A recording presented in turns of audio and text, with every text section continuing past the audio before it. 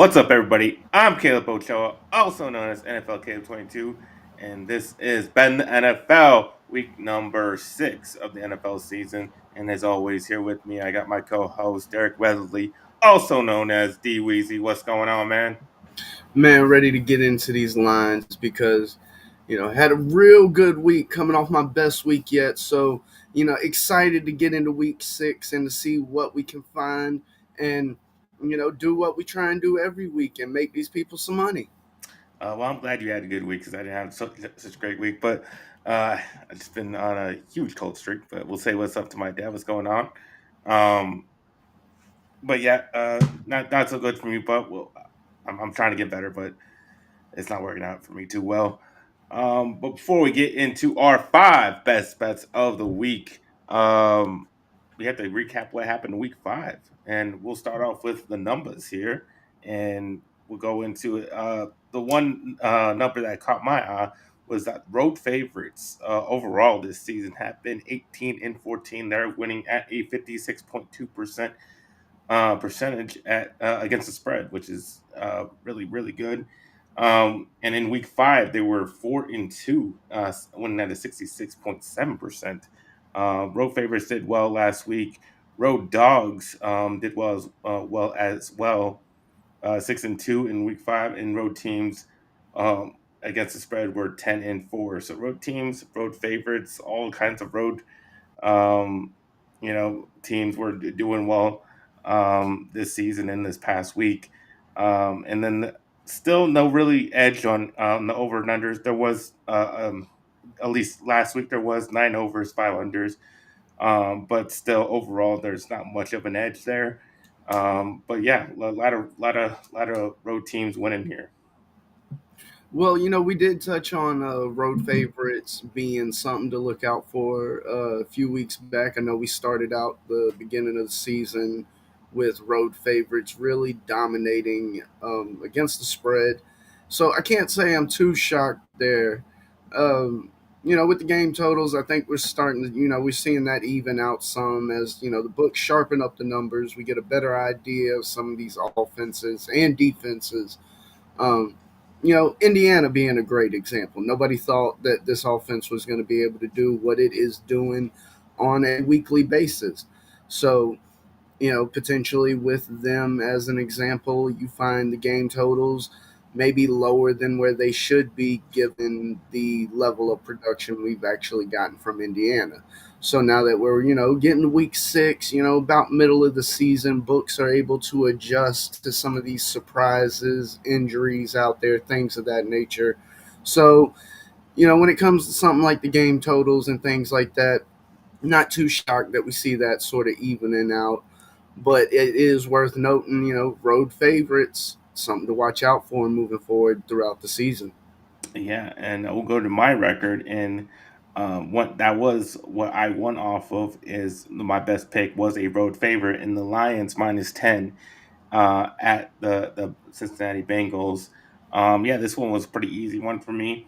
Wasn't really scared off by the double digit number there, largely due to the fact that that's just what the Lions do. They go in, they beat up on inferior teams, and they have a lot of blowouts. So didn't scare me at all. Took this easy money right here.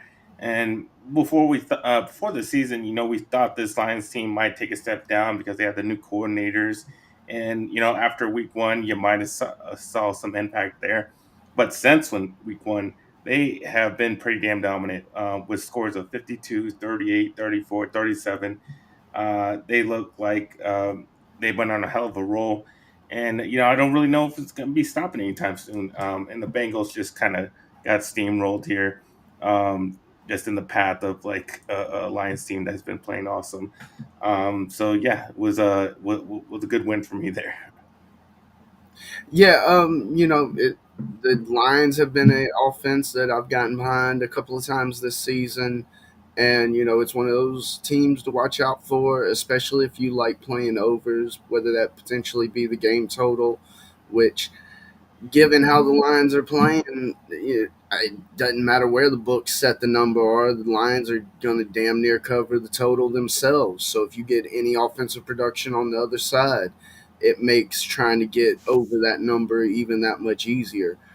Um, you know, as far as my best play from last week, there are a couple different choices that I could go to. Went 4-1 on the week, so definitely a nice turnaround, especially when you got that plus money out there, able to rack up a couple of units, eat into that deficit after a slow start to the season, and I think I got to go to the Thursday night play where I had the same game parlay with Stafford and Williams, anytime touchdown for Williams, over 1.5 passing TDs for Stafford. I highlighted it last week that something that worked out in my favor was the fact that one of those passing TDs could very well go to Williams, and that's exactly what we saw.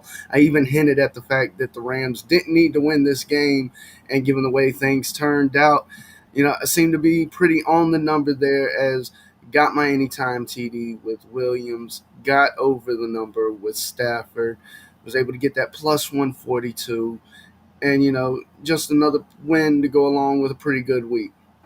We'll say what's up to Jay. What's going on? Great to have you here. We talked about the good. Now we got to talk about the bad. And my worst pick was the Bills -8 versus the Patriots. They lose it 20-23. I guess I looked. Uh, I kind of overlooked the Bills' struggles. You saw them struggle a little with the Saints and some other opponents, and I kind of just bypassed it and said, "Well, they're still the Bills," and they would go in there and kick the Patriots' ass. And I really didn't think the Patriots had it in them. I thought before the season that Mike Vrabel was going to have a quick impact on this team. Thought he would turn it around and make them better. But I just didn't think it was going to be this quick, being a quality opponent like the Bills and a divisional matchup like they did. And they did it by playing their game. I mean, they made this a tough fought game, um, made it lower scoring than the Bills would have hoped, and kind of mess it like that. And that's the kind of the game that the Patriots are going to win. They didn't let it get to a shootout that they weren't able to go toe to toe with the Bills, but and they won like that. They won their way. So yeah, didn't think the Patriots could do it, but yeah, totally was wrong on that one. And yeah, that was my worst bet of the week. Yeah, this was definitely a game where you saw turnovers play the great equalizer in this matchup. You hear it a lot in games, win the turnover battle. And I don't know if the Patriots specifically won the turnover battle, but when you're able to force those turnovers, one, it helps give you that momentum moving forward throughout the game. And you're also in a lot of situations talking about preventing points from hitting the board. And, in a close matchup, that goes a long way into dictating the potential outcome of the game. It's something I hinted at last week. The Bills have struggled as a double digit favorite. Yes, that -8 wasn't quite a double digit spread, but it does hint at the fact that maybe this team does struggle when, not to say, they're looking at the spreads and things of that nature, but not taking lesser opponents as serious as they should. And that is potentially something that we've seen reflected in, spreads, and maybe something to keep in mind as we move forward. And moving into my worst play from last week, you were able to win off the Detroit Lions. Unfortunately, I found myself with my soul lost coming from that game as a team that apparently has too many weapons couldn't get St. Brown in the end zone with the ball. The one minus number I had on my sheet from last week, -105, the odds saying the most likely thing to happen was the one that didn't happen. Now, hard to get too upset given the way the week worked out for me, but that is one that you kind of like to see cash for you. A high powered offense. They were able to find the end zone multiple times. They spread the ball around. You saw that replicated in who made it into the end zone, multiple different people. So unfortunately wasn't able to cash on my St. Brown ticket, but did not hurt me in the end. Yeah, it sucks to lose on a minus number. Obviously, I mean, it's favored for a reason because it's likely to happen, and for that to be your one loss, very unfortunate. But um, you were as close to perfect as you could be on the week, so you had a great week. So one loss didn't hurt you there. Um, all right, before we get into that will wrap up our recap of week 5. Before we get into week number 6, you guys can go ahead and hit that like button, subscribe to the channel if you have not already. If you really want to help us out, you can donate in a few different ways, coffee or Patreon. All the different links in the description down below. We just appreciate you for being here, watching us, tuning in, and shout out to all the audio listeners. Really appreciate you for listening and watching. Um, However you consume our show. Um, Love it, appreciate it. Thank you all.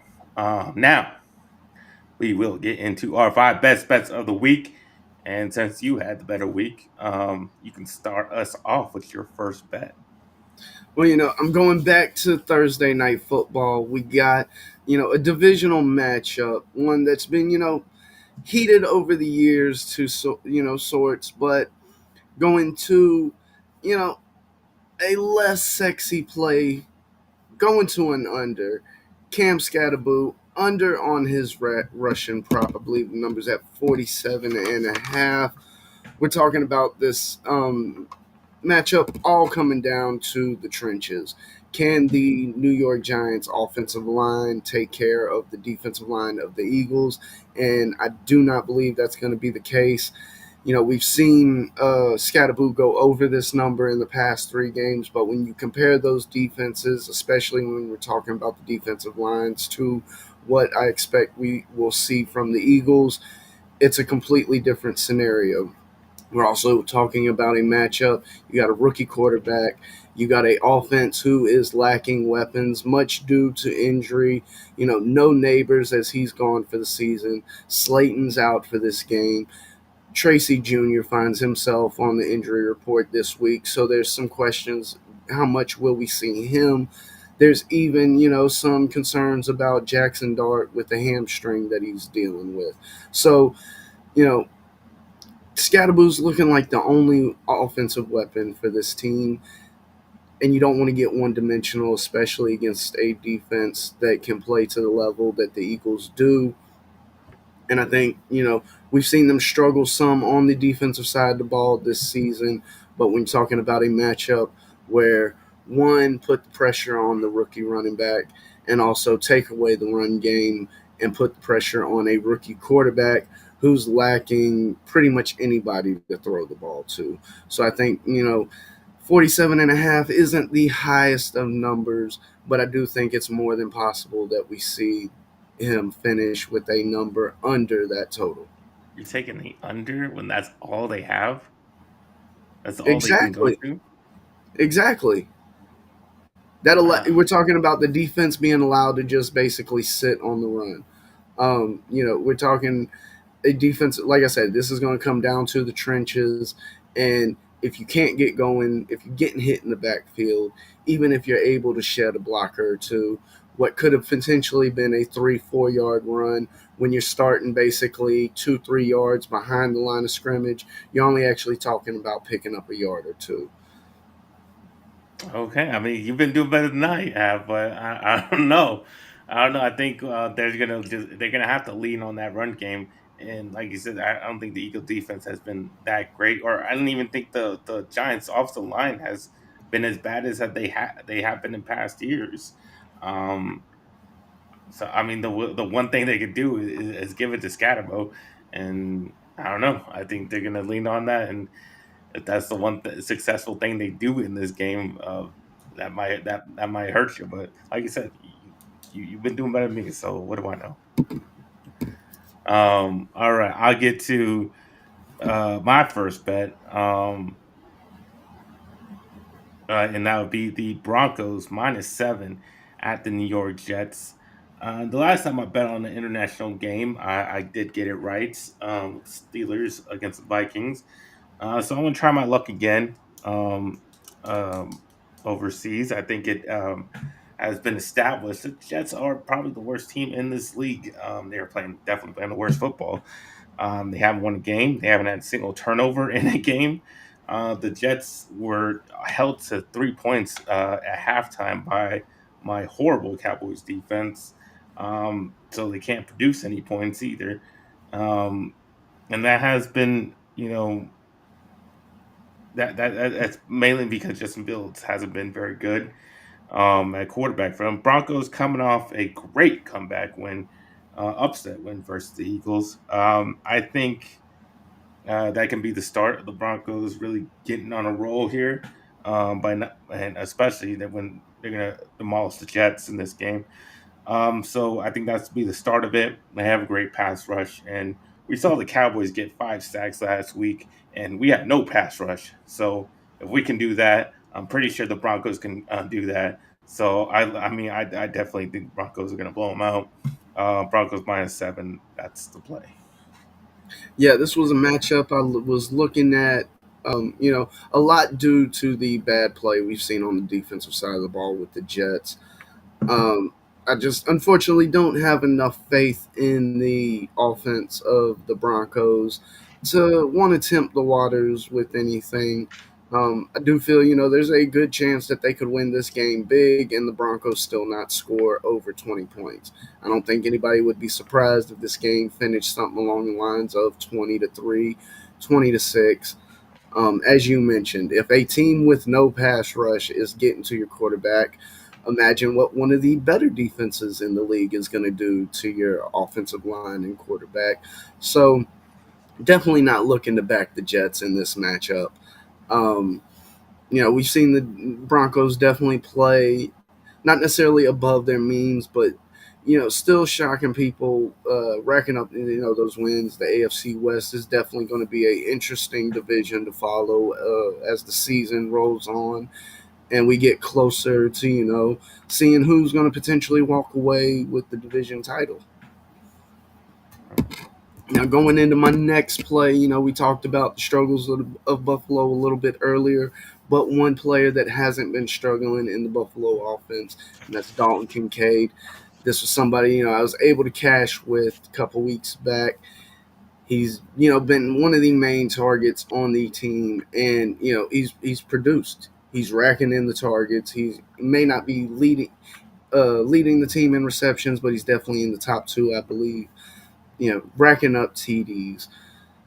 Like I said, we were able to cash on him a couple weeks back. He did not have a TD last week, but still has a TD in four out of the last 5 weeks.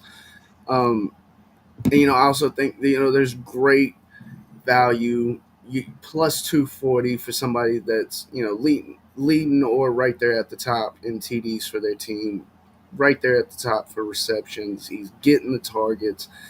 You know, the Buffalo offense in the past has shown they like to go to the tight end, whether that was Dawson Knox in the past, Kincaid as he's come along. We've even seen some flashes out of the rookie tight end that they have on the roster, who's more intended as a blocking tight end, but yet you've still seen those wrinkles exist and allow for a tight end to have success in their offense.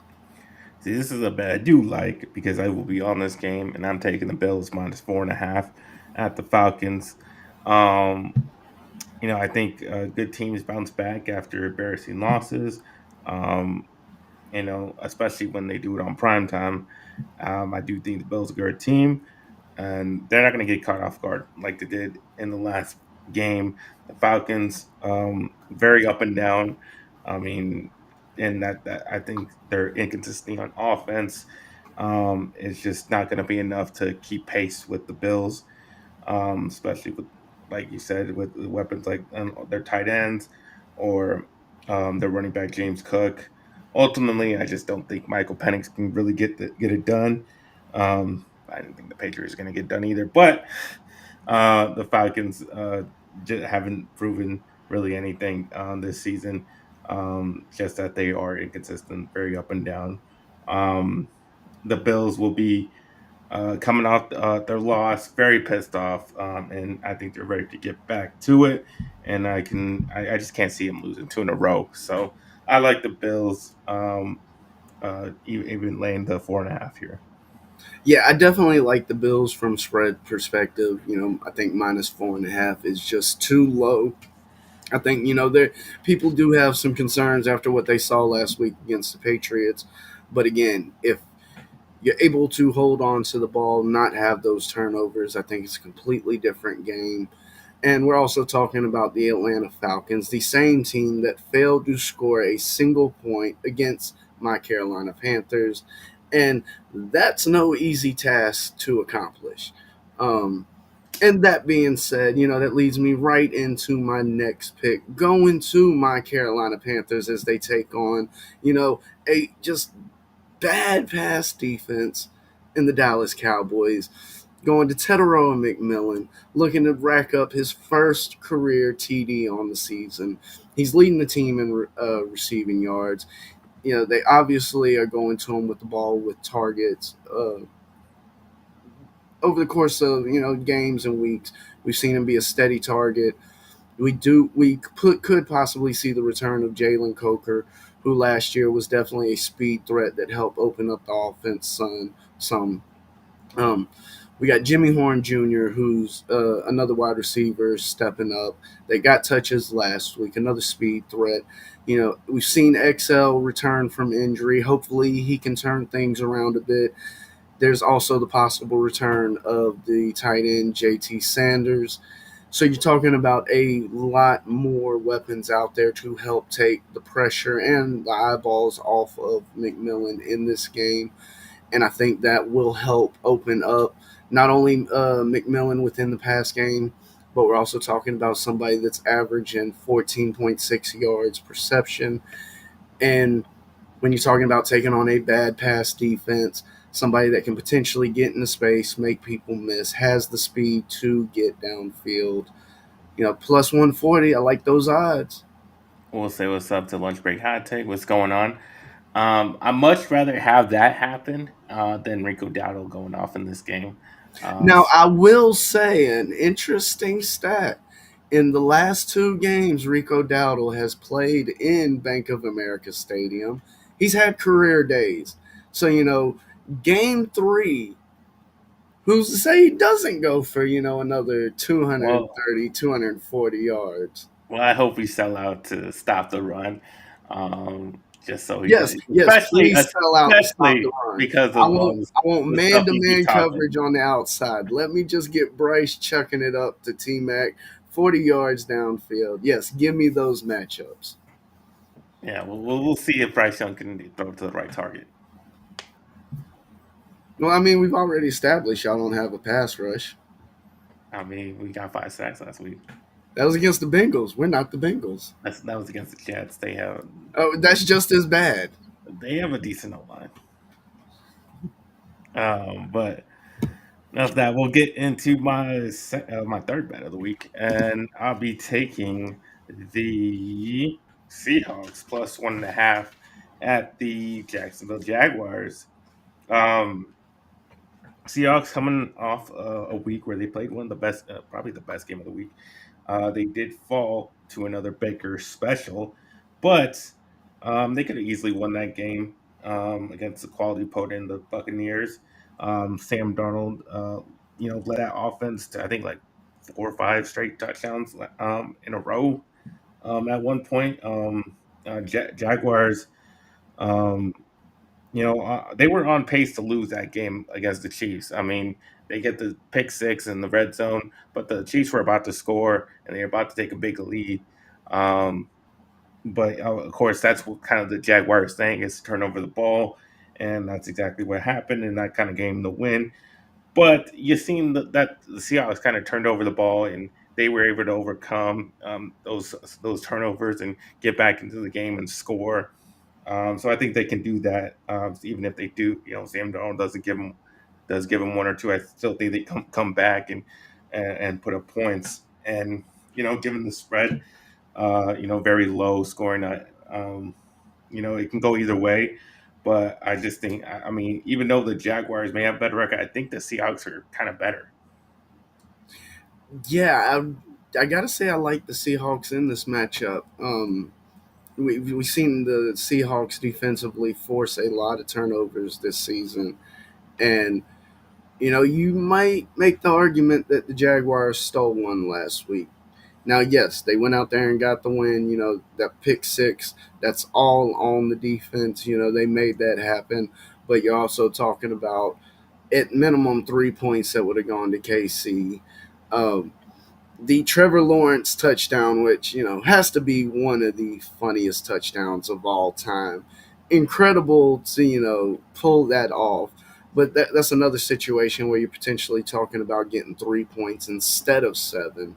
So those factors, it's kind of difficult to want to get behind the Jaguars in this game, especially as a favorite.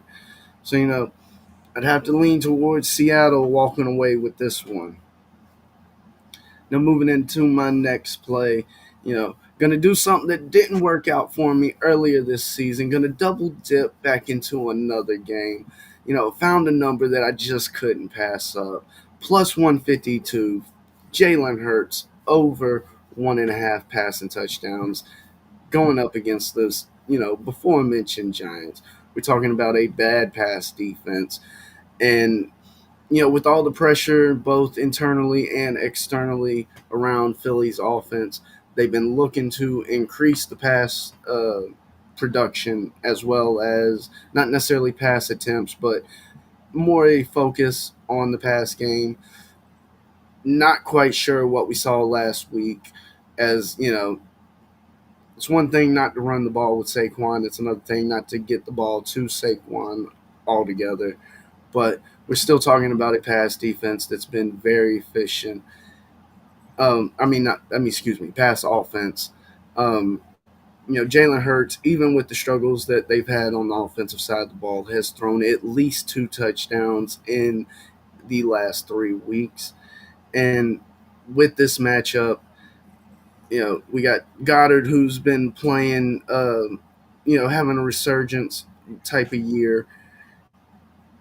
Got to go with Hurts, over 1.5 touchdowns. You're going to give me plus 152 on this, you know, a prop that for some quarterbacks, you're talking about even money, Is that minus passing? 110. Yeah, that's passing TDs. Yeah. Yeah, I know that's the, You but want like to I get said, burned on a Jalen Hurts prop again? hey, but that's the beauty of being able to get something like this at plus money. You know, That's only for a reason because he's gonna touch push his ass. Uh, hey, I had a minus number last week that didn't cash, and it was the only minus number on the board. So, you know, like I said, I expected this number to be a lot lower than where it's sitting at currently. And if they're going to give it to me at plus 152, then I can't pass it up. all right, you want to put your money on Jalen Hurts and throwing the ball? I mean, yeah, that's on you. But okay. Moving on to my what's it fourth bet of the week, and I got the Rams minus 7.5 at the Baltimore Ravens. Yeah, I mean the Ravens can't stop anything. I mean their defense is pretty damn awful, and they're especially not going to stop the offensive firepower that the Rams have. Stafford is thrown for like the most yards in the league currently. Puka's gone for the most reception yards currently, and obviously you got Devontae and Kyre Williams as major contributors to that offense. Ravens cannot stop a team in the Texans who struggle to score points through the first 5 games. Pretty sure Lamar's not going to play. Don't think it'd make a difference because the defense wouldn't be able to stop nobody anyways. Yeah, they've been playing really bad. The Rams have more rest, obviously playing off that Thursday night game, so that could benefit. Not hinder them as much when they go from a West Coast team going to the East Coast, because they have the extra rest. Rams definitely want to bounce back because obviously they lost that tough divisional game against the Niners, so they're looking to get a win.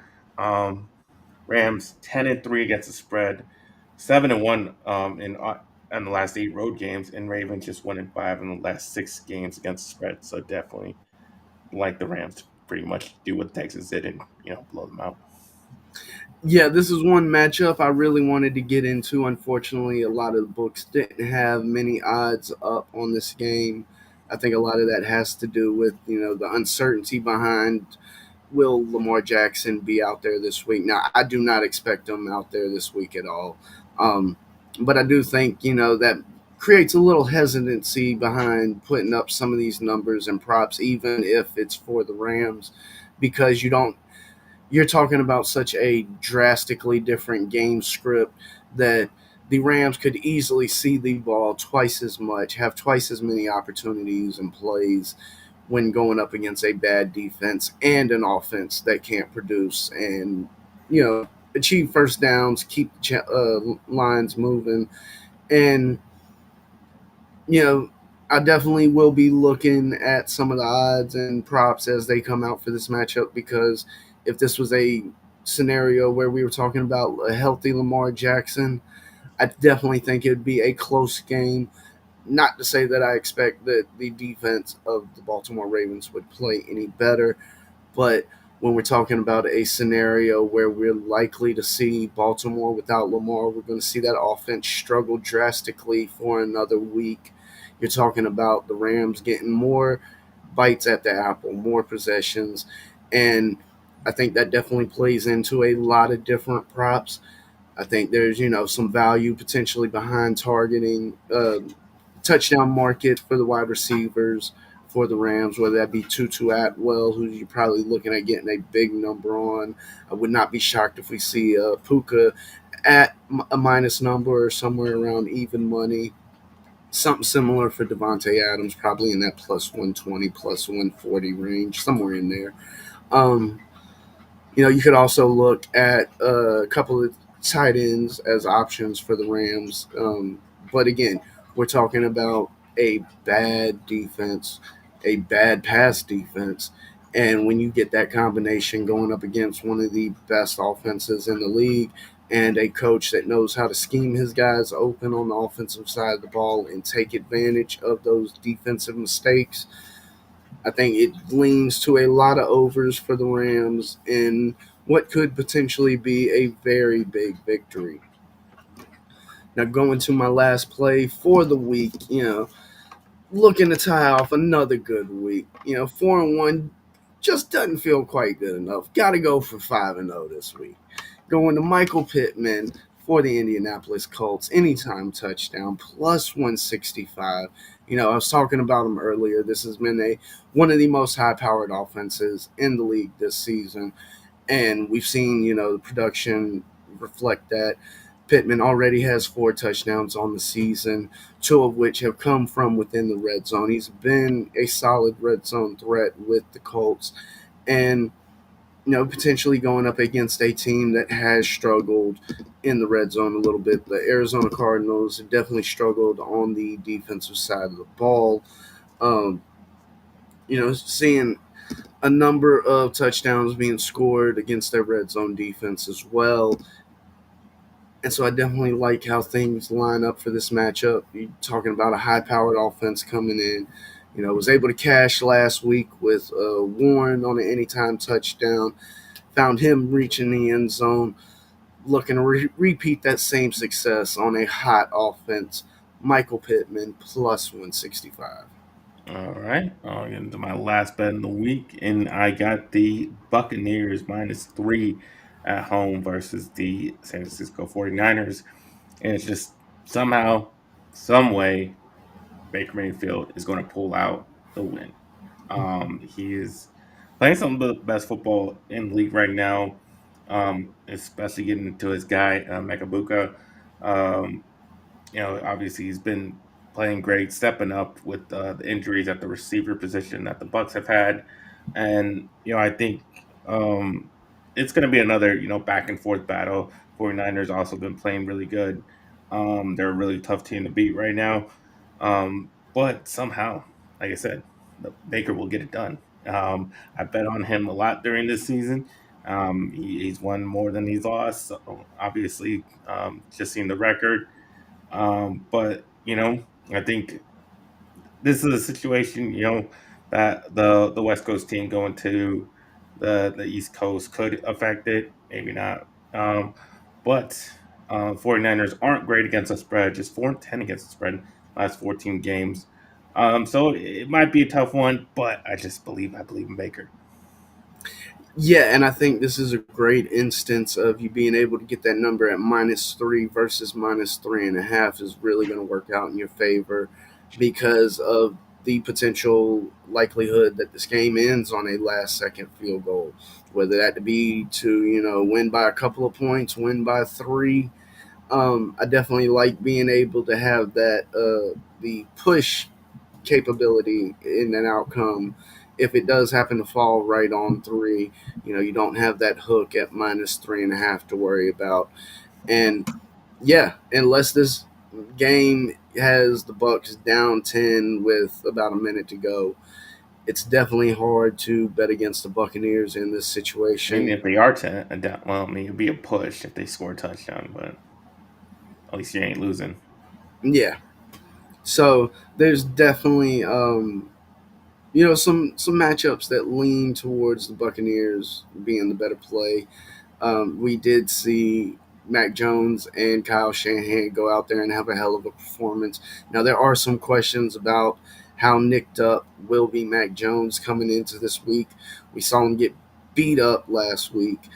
And so I think there are some concerns about his health level. And, we're talking about a defense that hadn't been, the most outstanding, most eye catching defense, but they're definitely playing the type of defense that you need to keep you in games. And they've shown so far through this season that if they're in a game late, they got a chance to win it. All right. Yeah, Jay says these Ohio receivers minus MHJ, Marvis Harrison Jr. for now are different. Yeah, definitely. That's what I was talking about. That's why I like this matchup because of Emeka Buka out of Ohio State. He's obviously been looking really good, and I saw a lot of the receivers that come out of the school. So yeah, definitely like that. And that's why I'm picking them. But yeah, that is our five best bets of the week. Um, and yeah, it does take a nice mustache to take some of the bets that DWeezy picked this week. Because Hey, I've cashed on, 2 to 1 before, so something like a +240 like this week with Kincaid, like I said, we cashed a couple of weeks ago with them. We're going back to the well on some of these matchups and some of these players. You know, that plus money definitely works out in your favor. Still climbing out of a little bit of a hole after, the slow start of the season. But when you actually start lining it up, I had to do the exact math. I think coming into this week, I'm only down 2 or 3 units. Looks worse on the record, but like I said, when you can, find those plus numbers, good numbers, +140, a plus, 2 to 1, +240, whatever it might be, they start to rack up. One win is the equivalent of 2 losses or more, situations like that. So, yeah, you know, you might have to check your jock strap a little bit, tighten things up, be prepared for a good sweat here and there, but it's all worth it in the end. I think that's why I'm losing because I haven't. I can't grow a mustache like that. Mine goes all weird and it's just all stringy and whatnot. It's not good. That's why I'm losing. I think that's why I don't have the mustache power. But that is our show. We will be here back next week, giving doing the same thing, going through, recapping and making our bets of the week, trying to make you guys money. DWeezy is doing a better job at that. And yeah, you can tell everybody where they can find you. DWeezy. Yes, you can find us here on, Good Friends Better Rivals channel with Betting NFL. You gotta work on a couple more articles for the website. Jay says I can only do a Tech Nine type beard. Oh, I can't even grow a beard, so yeah. But yes, You know, gonna look into maybe some things for some of the other sports starting up. Just too much content, too many angles. You know, too many ways to contribute. And like my man says, we're here to try and make you some money. And he might be a football man, but I'm an all sports kind of man. So eh, paying attention to baseball. I'm curious to see how things might finish out there because of some angles and takes ahead, given the way things were built up preseason. Basically, if the Yankees don't make it to the World Series, there's some different angles for you to be sitting pretty, regardless of who the NL representation was in the World Series. Things like that. We got basketball starting up, so definitely be on the watch out for some handy basketball handicap, and even maybe some action with the pucks as hockey's back, the ice is clean, they're ready to go. So, whether it's talking nets, talking pucks, basketball, football, the stash provides it all. All right, you can find me at NFLK22 on Instagram and Twitter /X, and you can find me on this channel on Fridays at 5 o'clock. I'm good friends, better rivals. Talking Cowboys, talking Giants. I'll be talking about the Cowboys' big win. Well, we already talked about the Cowboys' big win. We'll be talking about the Cowboys Panthers game coming up. We're previewing that, and we'll be talking I guess we'll be post gaming on Thursday night. And Giants Eagles after the game. So look out for that because we'll be going live for that. So yeah, thank you all for watching, and like I always say, let's get ready to make that money.